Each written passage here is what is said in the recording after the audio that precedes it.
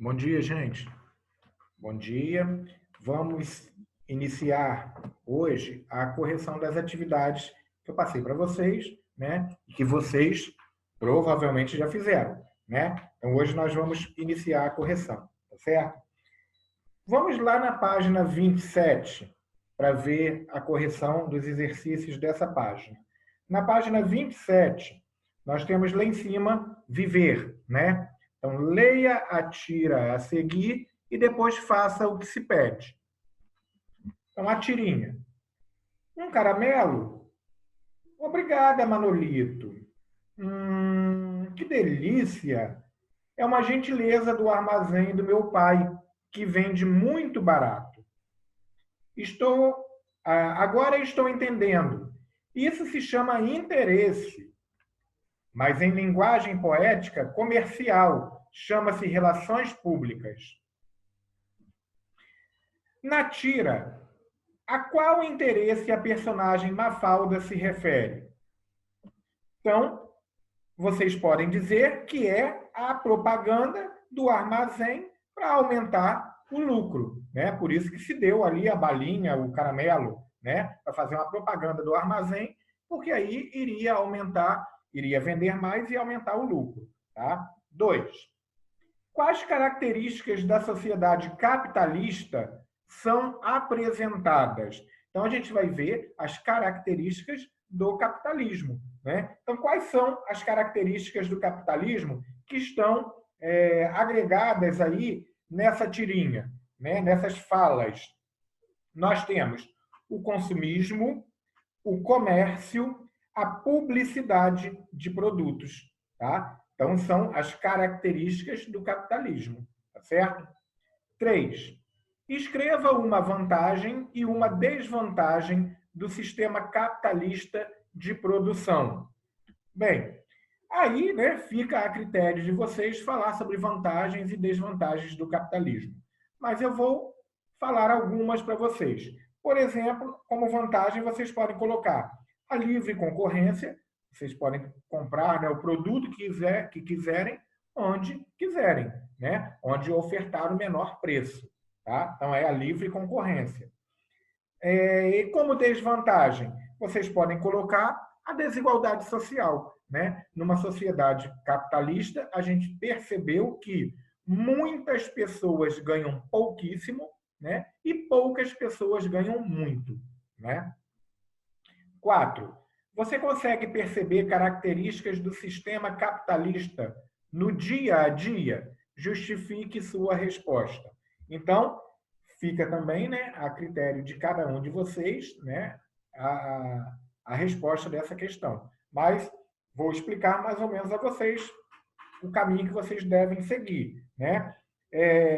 Vocês podem colocar que algumas empresas, né, são detentoras de propriedades, certo? Então, propriedades privadas, né, das empresas e o comércio constante entre países, tendo o lucro como meta, tá certo? Então, são características, né, do sistema capitalista no nosso dia a dia, tá certo?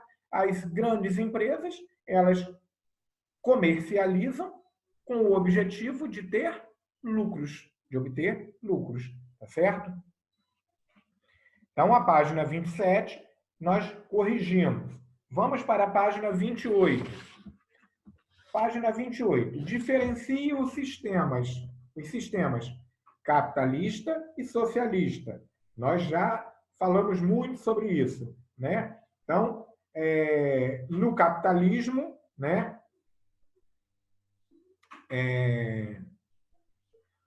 os meios de produção são do único dono, né? E no socialismo, os meios de produção pertencem ao povo, ao Estado, tá? Então, seria mais ou menos a diferença entre capitalismo e socialismo, tá? 2. Observe a tela de Oscar Pereira da Silva. Ela retrata o desembarque de Pedro Álvares Cabral em Porto Seguro. A que fase do capitalismo esse momento histórico se relaciona? Justifique. Então, a gente tem uma fase comercial do capitalismo, né? Essa foi uma das características da fase de colonização e exploração das novas terras, né? Do novo mundo, tá? Seria o capitalismo comercial, tá?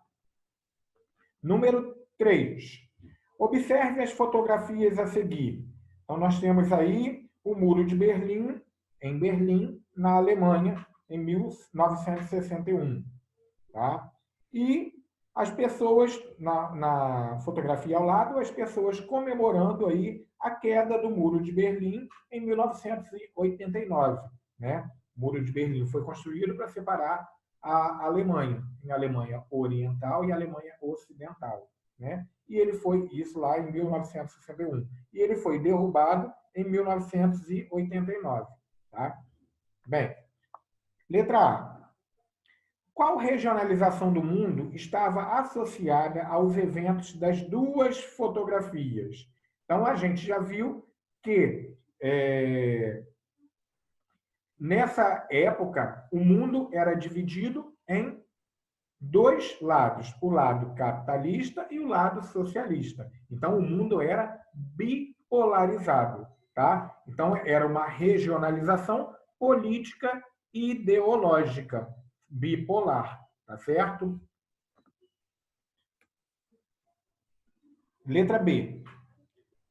Quais eram os países que disputavam a hegemonia mundial na época dos acontecimentos retratados nas fotografias? Então, quais eram os países que queriam dominar o mundo nessa época?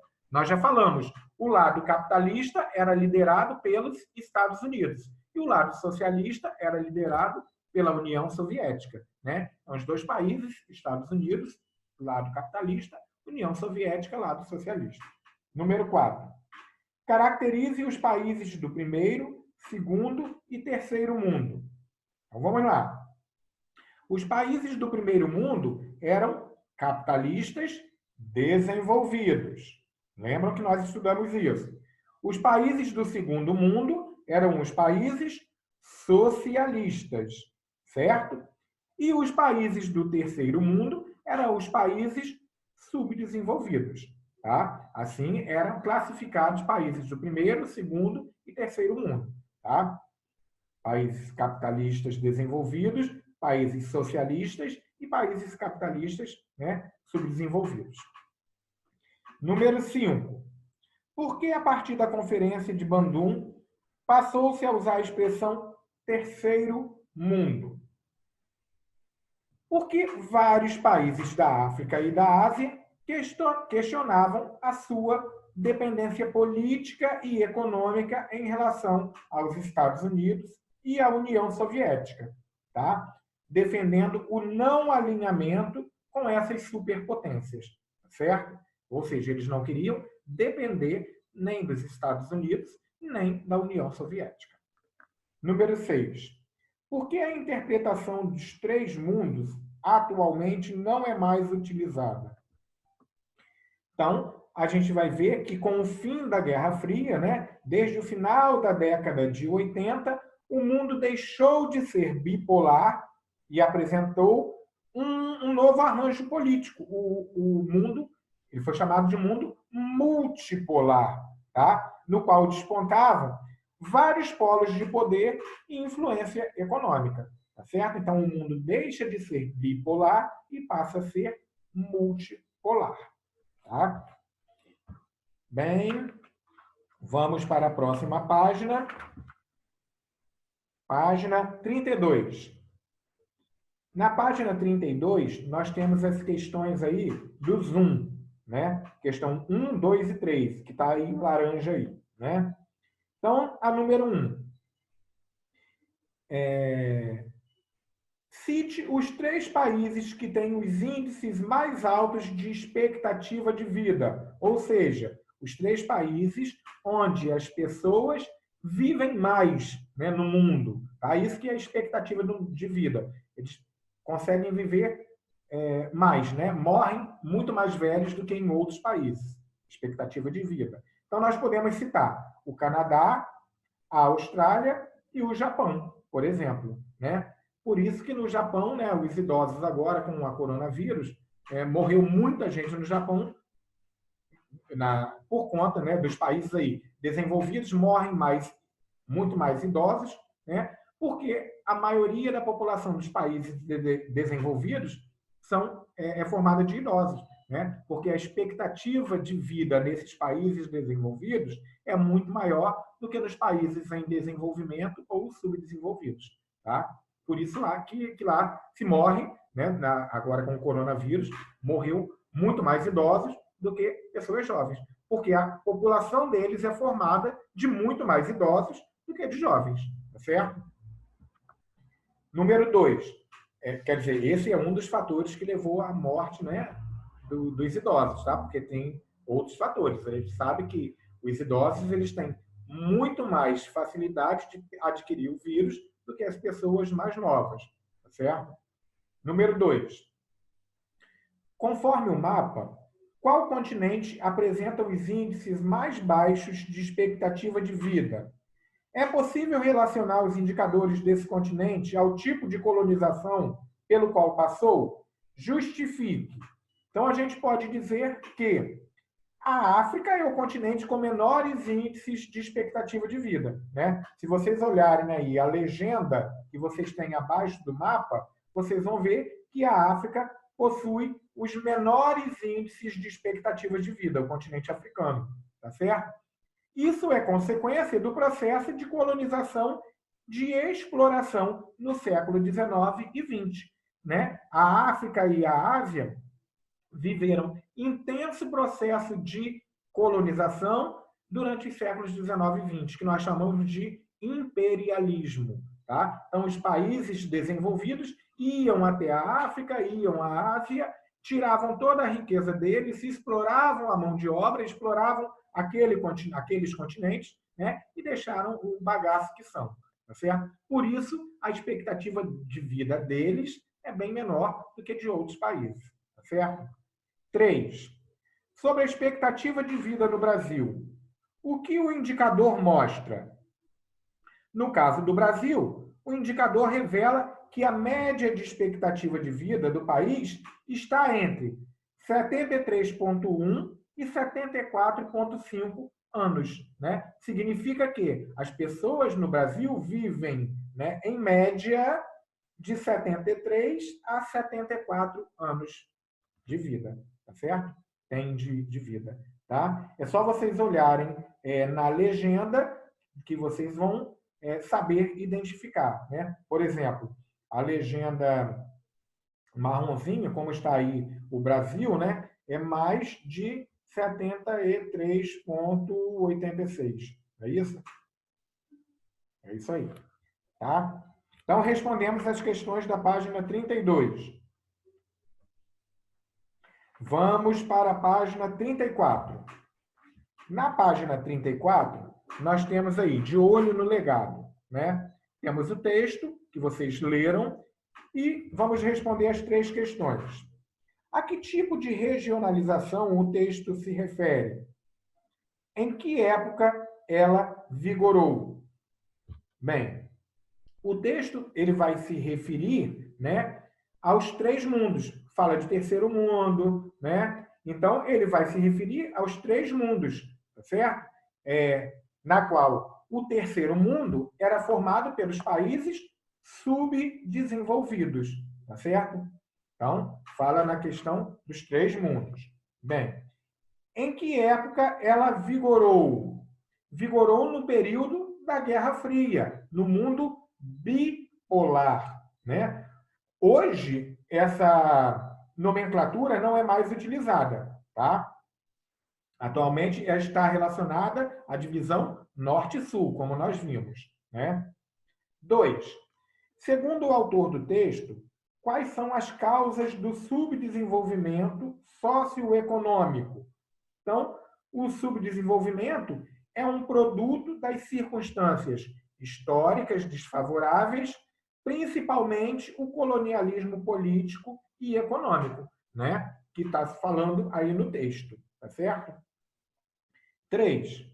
Relacione a ideia central do texto com a mensagem transmitida pela charge. Olha só, se a gente olhar aí a charge, a gente vai ver o continente americano, um buraco, desculpe, o continente africano, né? Um buraco, escavaram lá, tiraram toda a riqueza, né? E essa riqueza tirada da África foi levada para o continente europeu e para a América do Norte. Né? Percebem? Na charge aí, toda a riqueza da África foi levada para a Europa, esse acúmulo de moedas em cima da Europa e em cima da América do Norte. Tá? Então,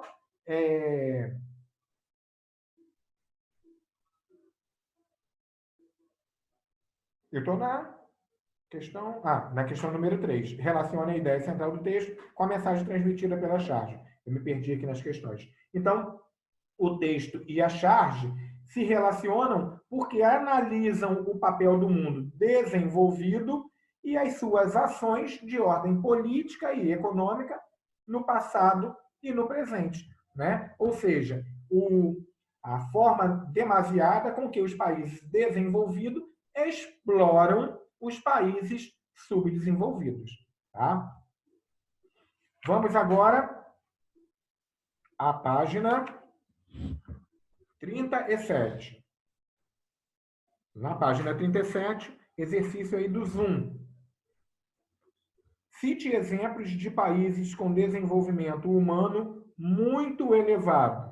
Então, países com desenvolvimento humano muito elevados. Nós podemos citar Estados Unidos, Canadá, Austrália, Noruega, Suécia, entre outros países que vocês podem olhar, né, analisando o mapa que vocês têm aí em cima, Mapa Mundi, Índice de Desenvolvimento Humano de 2017. Vocês têm a legenda, né, que a legenda, quanto marrom, né, vermelho, são os países mais desenvolvidos, com desenvolvimento humano elevado. Tá?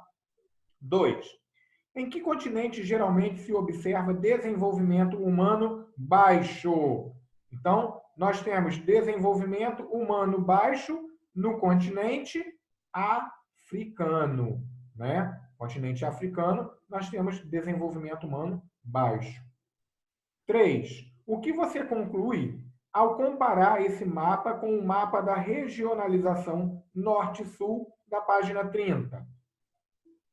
Vocês podem colocar aqui o desenvolvimento humano dos países do Norte é muito elevado e dos países do Sul, médio ou baixo. Tá? Desenvolvimento humano é médio ou baixo nos países do Sul e nos países do Norte é muito elevado. Número 4. Em sua opinião, o que pode ser feito para melhorar a qualidade de vida dos cidadãos de todo o mundo? É uma resposta pessoal, mas eu vou orientar a vocês, né, travar uma linha de pensamento. Seria colocar, né, investir os governos, né, investirem em políticas públicas, nas áreas de educação, nas áreas de saúde, na área de geração de empregos, né? Porque aí faria com que essa sociedade fosse uma sociedade justa e igualitária, né? E o desenvolvimento humano seria igual para todos, tá certo? Haveria distribuição de renda. Vocês podem colocar vários fatores aí para que pudesse haver uma melhor qualidade de vida para a população de todo mundo, tá? Vamos para a página 40. Página 40. Observe os mapas abaixo e faça o que se pede. Então, nós temos o mapa 1, Mapa Mundi, renda per capita em dólares americanos em 2018. Mapa 2, Mapa Mundi, pobreza absoluta no mundo, 2016. Bem, o que é renda per capita? Que dado o mapa 1 revela sobre o Brasil? Então, vamos lá. renda per capita é o indicador que mede a renda anual de cada indivíduo de determinada população, calculando uma média geral desse valor, né? Então, a renda per capita no Brasil soma-se o valor do salário de todas as pessoas, né? E divide pelo número de habitantes do Brasil para saber a renda per capita, quanto é que o brasileiro ganha em média, né? Por dia, por mês, por hora no Brasil. Aí depende de como vai ser feita a pesquisa, tá? Então, isso seria a renda per capita.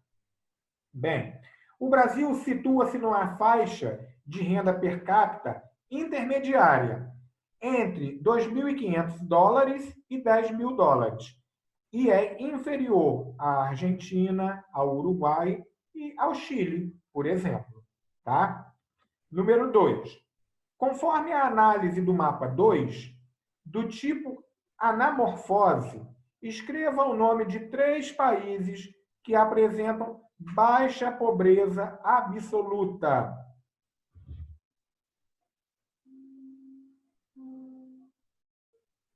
Conforme a análise do mapa 2, estou voltando aqui na questão, tá? Só para analisar.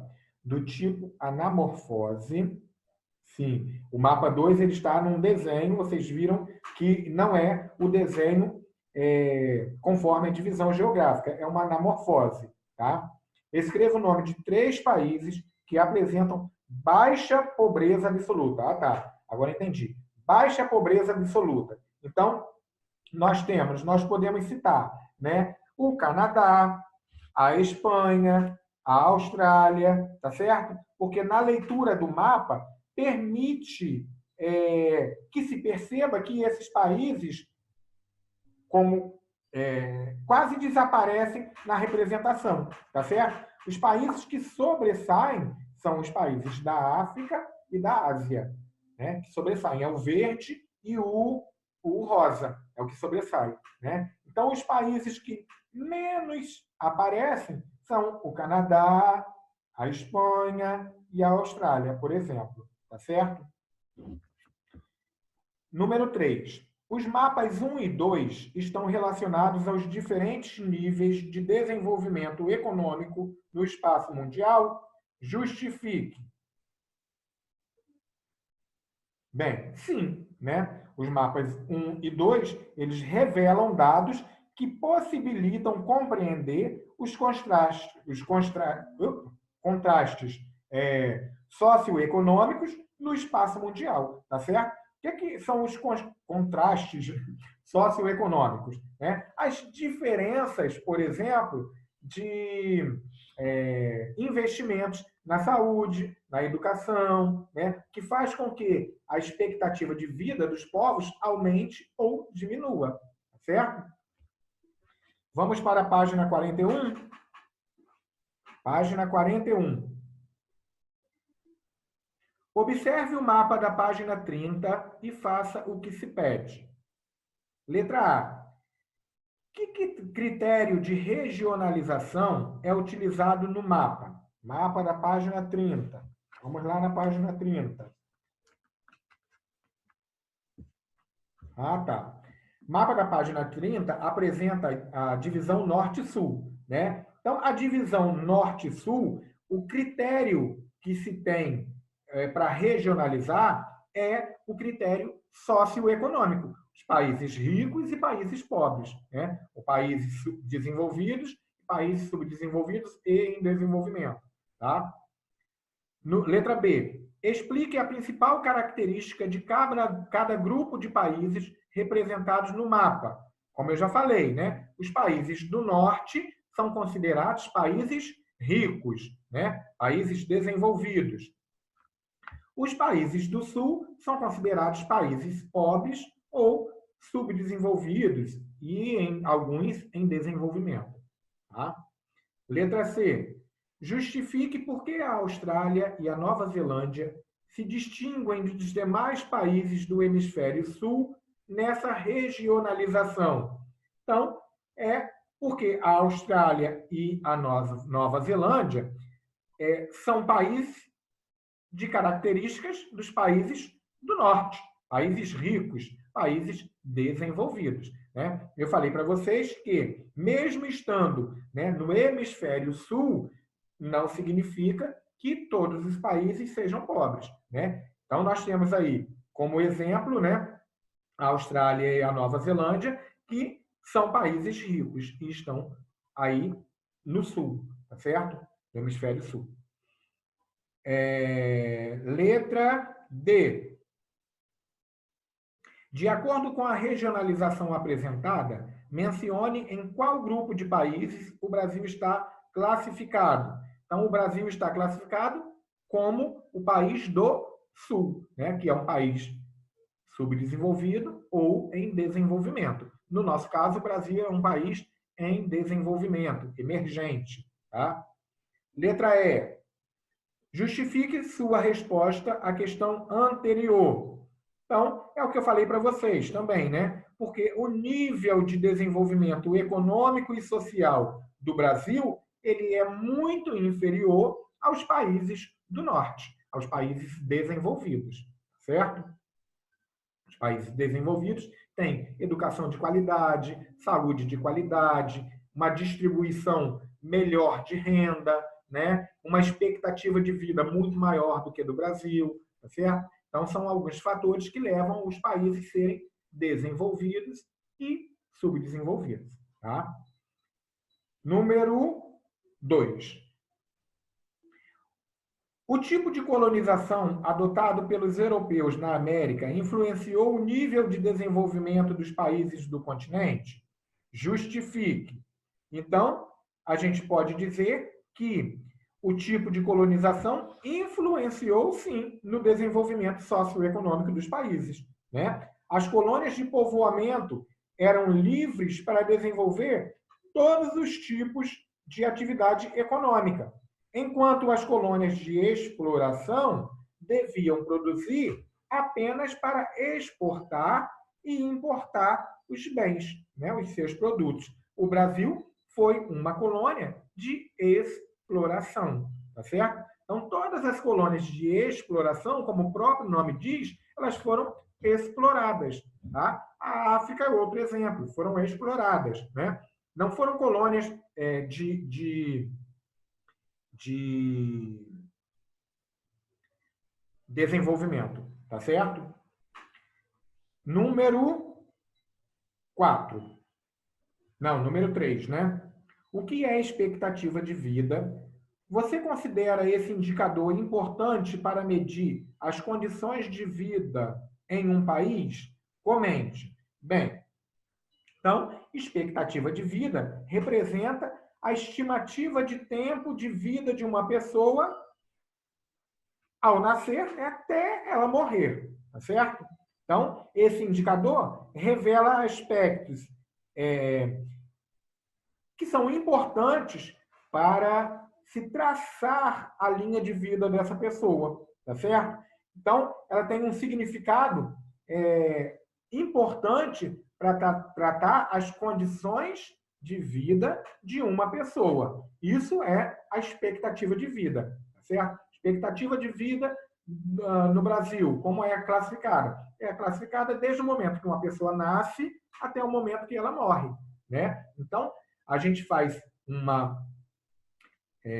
um estudo, né, uma somatória entre os anos de vida em que a maioria das pessoas consegue ter no Brasil. Tá? Faz-se uma média e vê qual é a expectativa de vida, como eu dei o exemplo, do Brasil. Tá certo? E nós vimos que a expectativa de vida no Brasil vai de 73 a 74 anos, né, de vida. Tá? Número 4.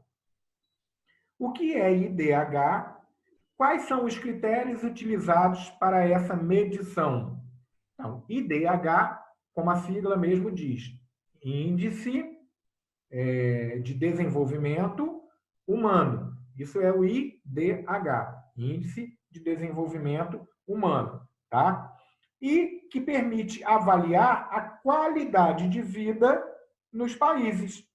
Baseado em quê? Em alguns critérios, tá? Que são vida longa e saudável, acesso ao conhecimento, ao padrão de vida digno, né? Então, nós temos alguns fatores que influenciam o IDH: distribuição de renda, educação, saúde, condições sanitárias, né? São fatores que levam à medição do IDH de um país, certo?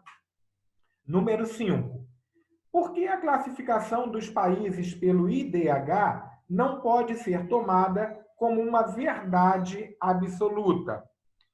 Bem, porque ao reduzir os países a números médios, pode-se incorrer um erro, como desconsiderar as desigualdades internas. Tá? Então, nós temos, por exemplo, os países desenvolvidos, né, eles recebem bastante pessoas que vêm de fora, os imigrantes, né? E essas pessoas vivem nesses países à margem da sociedade, formam aquela população menos privilegiada desses países desenvolvidos, tá certo? Vamos para a próxima. Número 6. Interprete a charge e, em seguida, faça o que se pede. Então, vamos lá. Eu também sou brasileiro e não sei o que é viver feliz. Era o cara pensando, lendo ali, né, o outdoor que dizia: todo brasileiro tem direito à moradia e viver feliz. Isso está na Constituição, né? Bem, qual a principal causa da desigualdade social? Então, a gente está vendo aí abaixo do outdoor, né, que diz que todo brasileiro tem direito à moradia e viver feliz, né? Há várias famílias, várias pessoas morando em barracas, em barracos, né? Lixos espalhados, falta de alimentação, né? Então, a gente pode ver que a principal causa da desigualdade social é a má distribuição de riquezas, tá certo? Como eu falei para vocês, no Brasil, poucas pessoas ganham muito e muitas pessoas ganham pouco. Isso é a má distribuição de renda, né? Para uma renda ser equilibrada, as pessoas deveriam receber praticamente a mesma coisa. Então, um lixeiro e um médico. Por que existe diferença, né, em salários do lixeiro e do médico? Não é mesmo? Será que o lixeiro, a profissão, né, ela deixa de ser importante para a sociedade? Se o lixeiro parar de recolher lixo, o que vai acontecer com a cidade? Não é? Então, ela é tão importante quanto ao médico, cada um na sua função, tá certo? Só que, dentro da sociedade, há essa discriminação em se pagar muito menos ao lixeiro do que ao médico, né? Isso é só um exemplo das desigualdades que se tem no mundo, tá certo? Letra B. Escreva 3 consequências da desigualdade social no Brasil. Bem, a gente pode botar consequências da desigualdade social, né? O que a pobreza gera? Gera violência, é um principal fator, né? Por que as pessoas roubam? Muitas roubam para poder se alimentar, né? Nem todos, mas uma grande maioria rouba para poder se alimentar. A gente sabe que existem outros que não é para isso, né? Então, o aumento da violência, o crescimento desordenado das cidades, né? A formação aí de favelas, tá certo? Aumento do número de pessoas em situação de rua, por exemplo, né? É um outro fator considerável em consequência da desigualdade social no Brasil. Tá?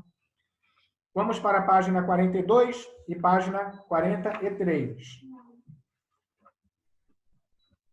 As duas últimas páginas para a correção de hoje. Então, vamos lá. Página 42. Diferencie terras imersas de emersas.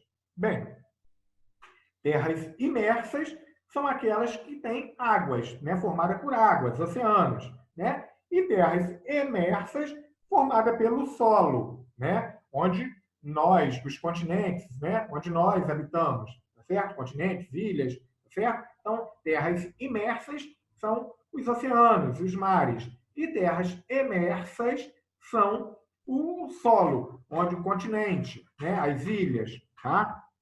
2. Analise as imagens e faça o que se pede.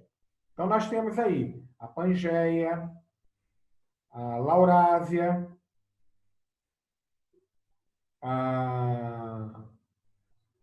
o Jurássico, o Cretáceo, o Quaternário, que é o mundo dividido em regiões que hoje, né? Então, nós temos nessas imagens o desenvolvimento, né, do planeta Terra, tá certo? Ele foi se modificando ao longo do tempo, né? Os continentes foram se separando até nós chegarmos aos dias de hoje e termos aí a divisão feita no Quaternário, né? Então, vamos lá. Letra A. Escreva o nome da teoria que explica a configuração atual dos continentes, com base na existência e fragmentação da Pangeia. Então, nós temos aí a deriva continental, né? Através da deriva continental, nós chegamos hoje ao Quaternário, tá certo? Então, seria a deriva continental, teoria da deriva continental. Letra B. Quem foi o cientista que elaborou e defendeu essa teoria, a teoria da deriva continental? Foi um cara chamado Alfred, aí é Wegener, tá? W-E-G-E-N-E-R, Wegener. Explique a teoria. Então, vamos lá. Segundo essa teoria, o supercontinente, né, chamado Pangeia, dividiu-se há cerca de 225 ou 200 milhões de anos, né, fragmentando-se posteriormente até resultar os continentes atuais, que nós chamamos de Quaternário. Tá? Letra D. A distribuição das terras emersas na superfície terrestre possibilita que tipo de regionalização do espaço mundial? Bem, em relação à divisão das terras emersas, nós temos uma regionalização físico-natural em continentes. É uma divisão feita em continentes.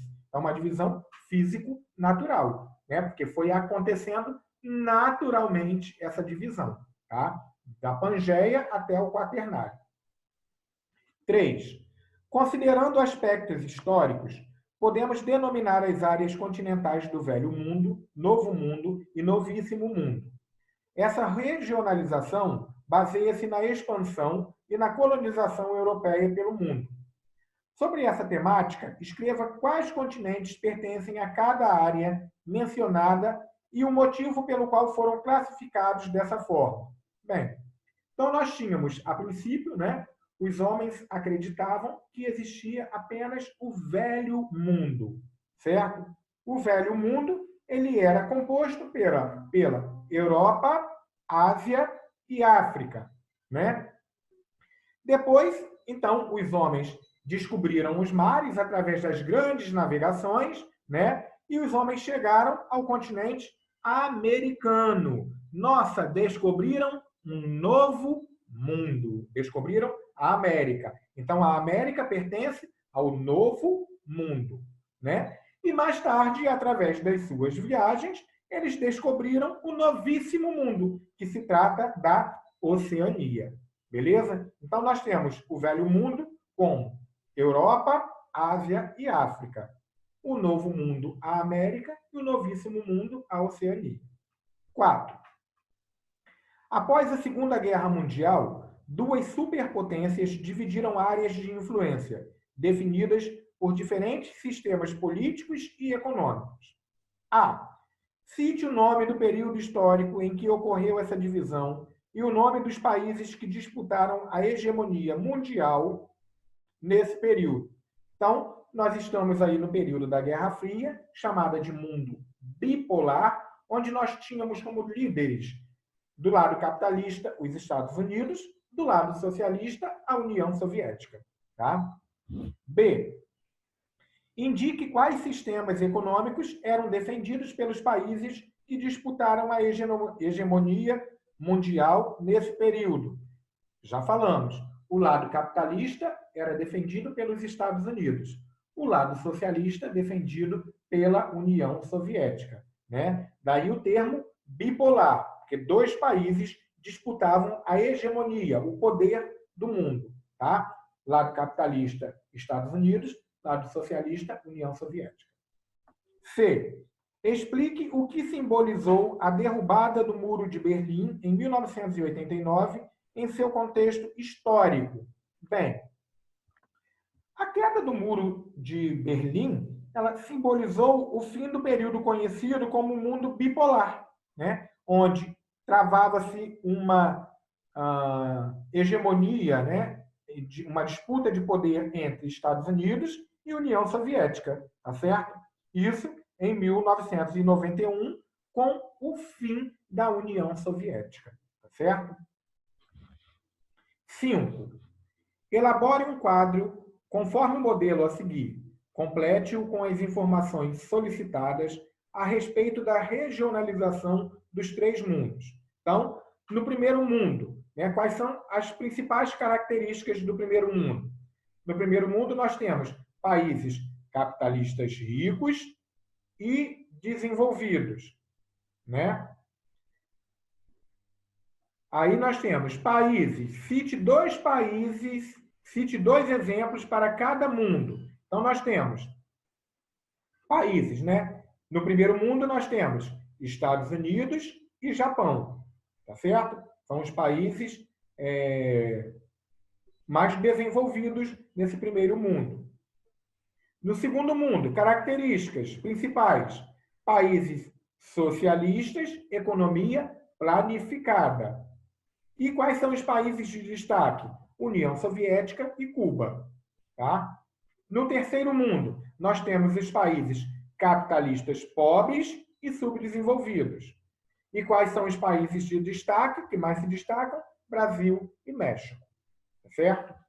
6.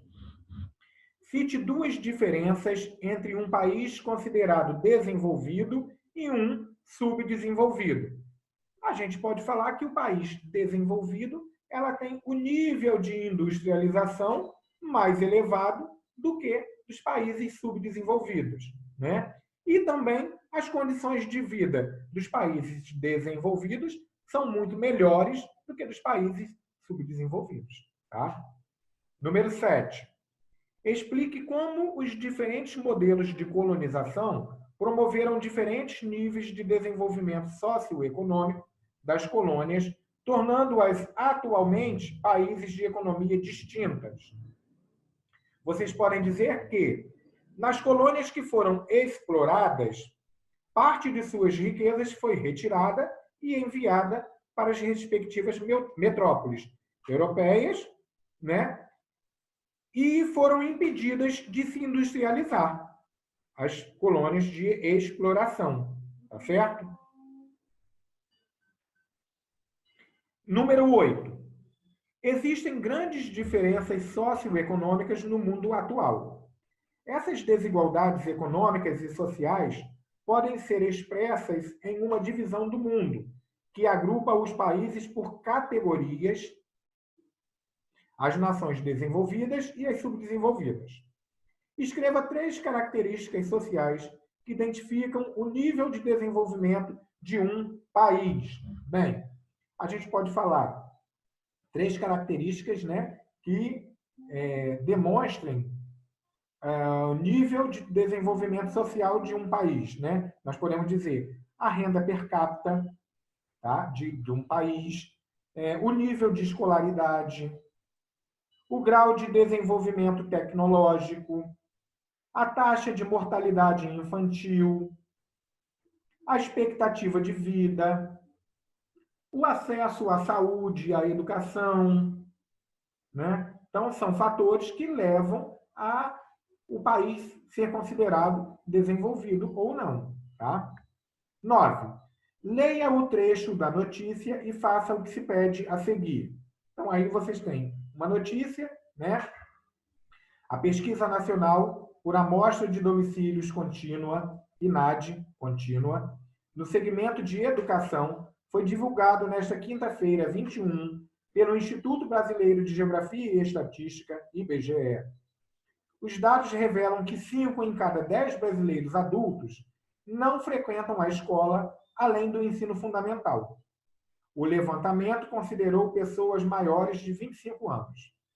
As informações obtidas no estudo dão conta que 51% da população no Brasil, nessa faixa etária, possuía o ensino fundamental, 26,3% tinham o ensino médio e 15,3% o superior completo. Em 2016, o número médio de anos de estudo para esse intervalo de idade foi de 8 anos, enquanto no Nordeste foi de 6,7. O que a notícia informa quanto à educação no Brasil?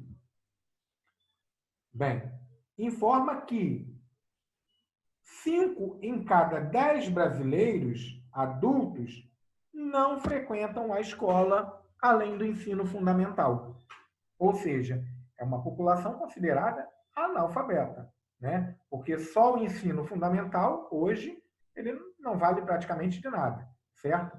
Então, ele informa que 5 em cada 10 brasileiros adultos não frequentam a escola além do ensino médio, tá certo? Letra B. Considerando as informações da notícia, que medidas precisam ser tomadas para que esse indicador se aproxime dos países do norte?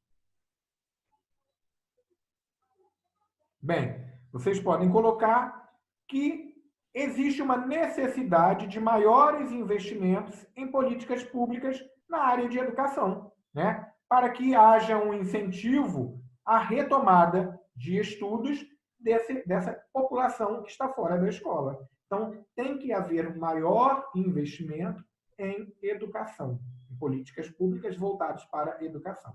Tá? Número 10. Algumas instituições internacionais, como o Banco Mundial, deixaram de classificar em seus relatórios os países agrupados em 2 categorias distintas: desenvolvidos, de renda alta, e em desenvolvimento, de renda baixa ou média. A instituição afirma que a distinção ficou menos relevante na atualidade em razão da pobreza ter caído acentuadamente nas últimas décadas.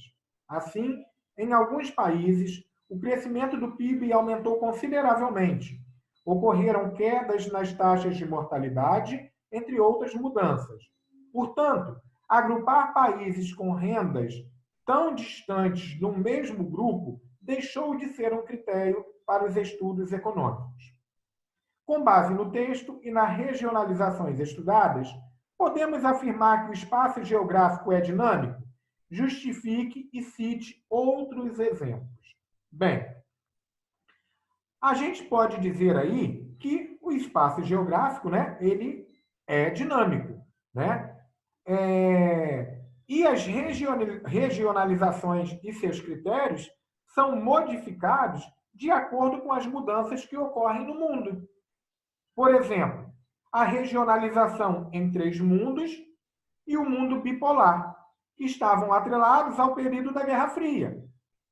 Por isso que hoje caíram em desuso, né? A Guerra Fria se foi, não se tem mais Guerra Fria, então não se tem mais essa divisão de mundo bipolar ou mundo dividido em 3 mundos, tá certo? Hoje nós temos uma classificação que diz países do norte, países do sul, países desenvolvidos ou países subdesenvolvidos, beleza?